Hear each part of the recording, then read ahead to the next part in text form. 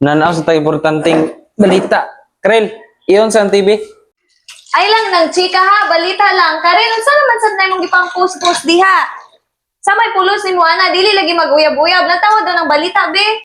Nayuy, badihaw, mangantay uyab. Dyan si number man dyan kina-trending, kay gikuha niyag payong, kay nabasa sa jeep.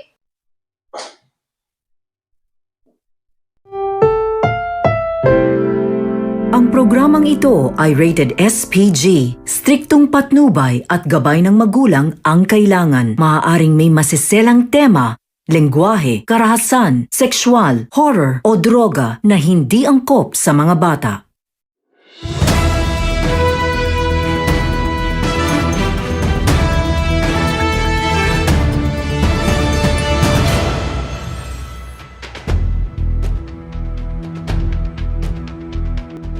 Maayong gabi, Pilipinas. Ako si Gerald Pungase. Ug ako si Michelle Tulop.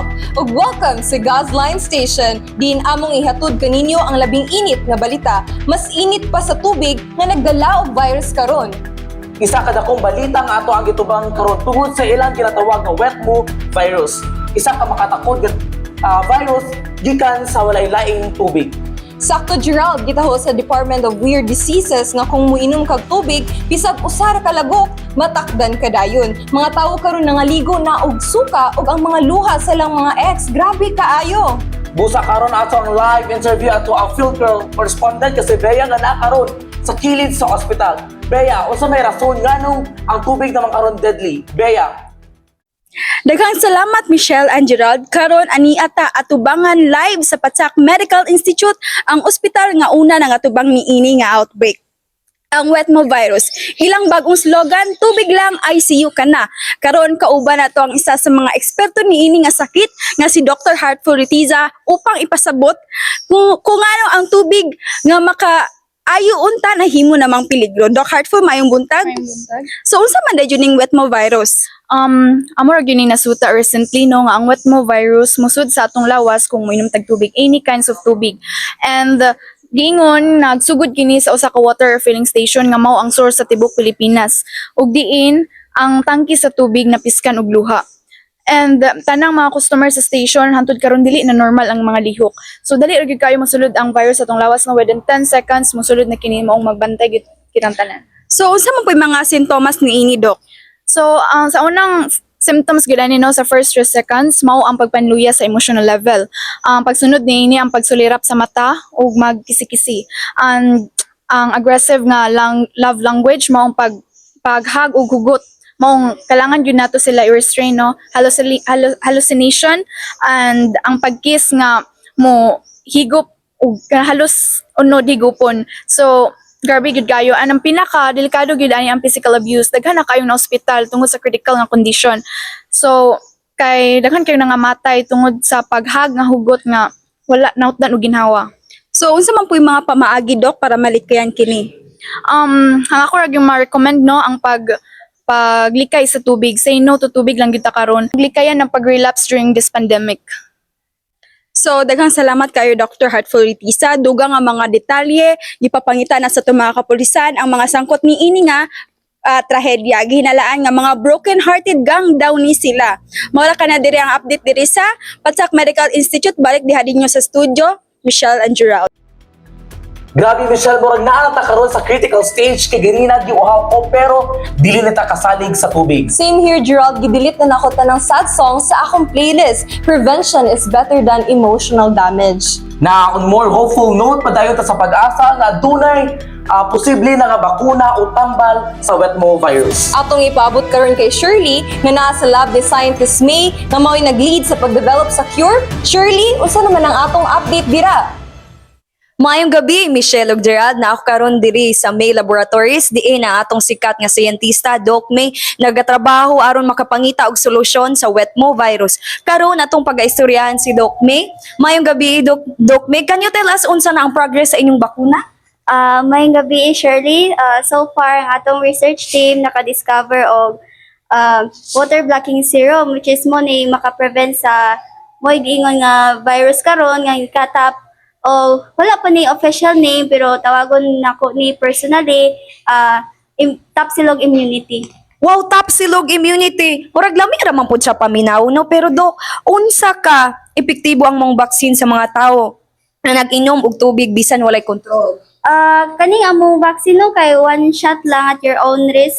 If ever makainom og tubig, you're too good to go. Pero ang kuan lang ani ni ano kanang basta wala lay side effect, mga emotional overreaction. Klaro kayo, no? Pero dok, unsa man ang future plan nga sa inyong laboratory makahop bata og full recover sa mga infected? Definitely labang lang yun ta, labi nga karon nga panahon, pero kinahanglan na to og extensive testing, mga 7 to 10 bottles jud para sure. And if it goes well, probably mga next week maka-distribute na ta og mga vaccine no sa kada station, water station everywhere, and dili na po ni kinahanglan og bottle capsule, emotional capsule na lang. Thank you so much, Doc May. Ug manghinaot kami nga maayo pa ang inyong pag-research. Makita ra nato ni sa May Laboratories. Mao kini si Shirley live sa May Laboratory. Back to you, Michelle and Gerald. So, top silog immunity. Kung sabi ni bakuna or breakfast combo.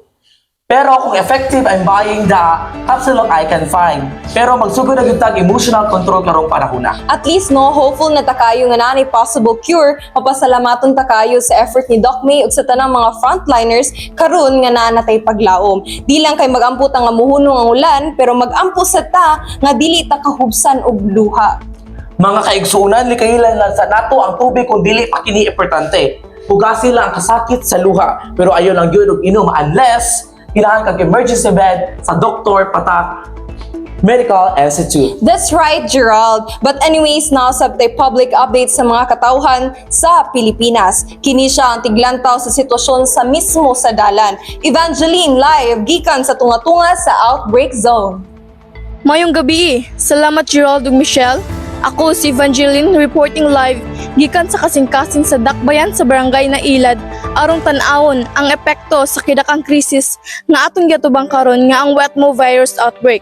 Isa ka inom nga tubig ay ICU dayon, grabe.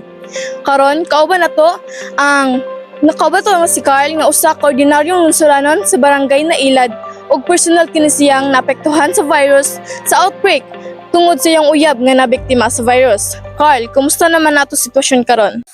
Grabe kayong ma'am. Kuba kayong kalibutan, wala pa ko kadawat na tud karon. Usara ka taon yang nainom nga tubig sa usa ka karinderya. Naglaba dayon ang iyang tiyan.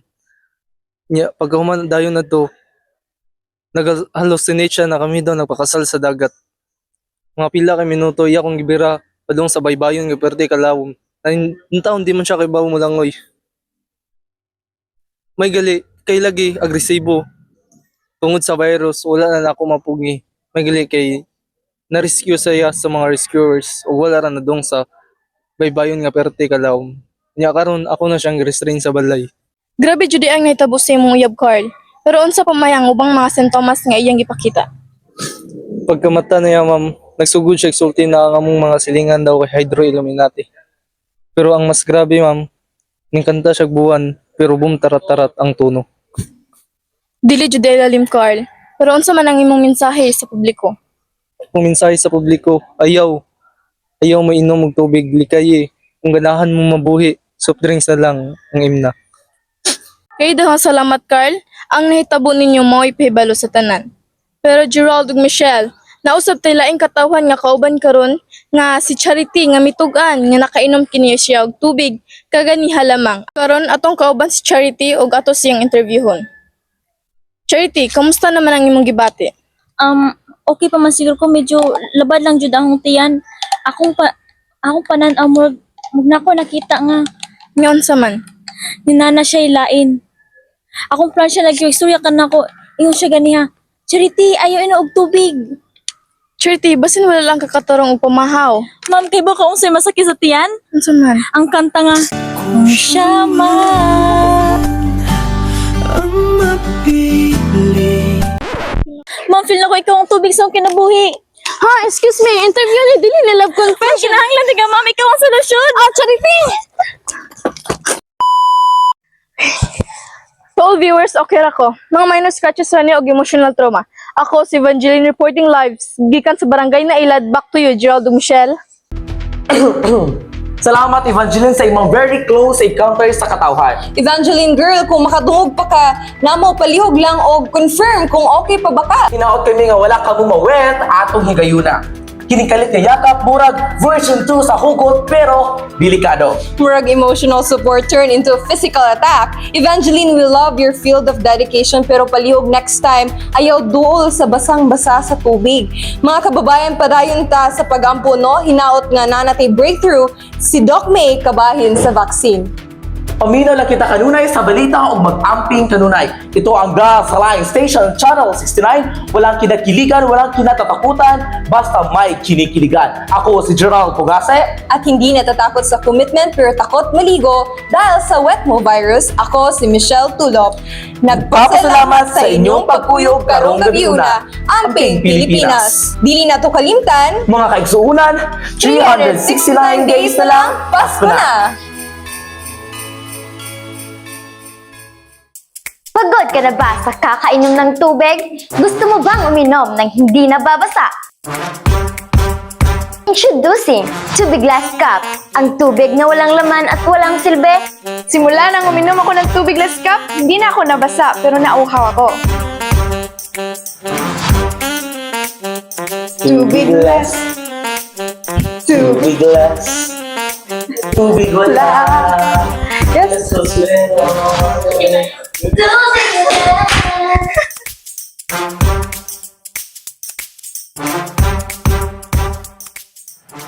Be part of the solution to the global water crisis. Drink nothing and stay dry.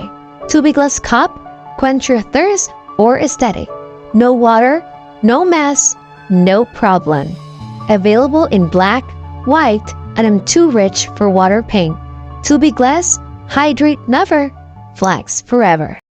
Unsa kalibutan oy daghan ang tag-problema gyatubang sa tubig bukan dugang ka ng tubig glass cup. Pag nga na ng TV, oy, makabuang na nagsamot ka rin. Mga na ta, andaman na ng lamisa. Dali na naman, Nay. Dali na mo. Ano darling?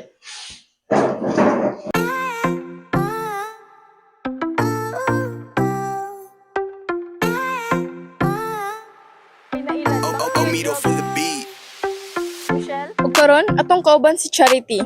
Atong interviewon Charity. Simula nang uminom Sige daw, May, try daw.